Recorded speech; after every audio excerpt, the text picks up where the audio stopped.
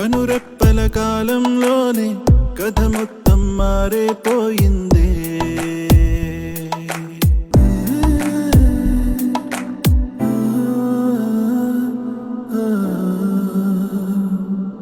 కవి ఎవరో ఈ కథకి, ఎవరెవరో పాత్రలకి తెలియదుగా ఇప్పటికీ, పొడుపు కదే అప్పటికీ. మనమంటూ అనుకున్నా ఒంటరిగానే మిగిలున్నా, ఇందరిలో కలిసున్నా వెలితిని నేను చూస్తున్నా.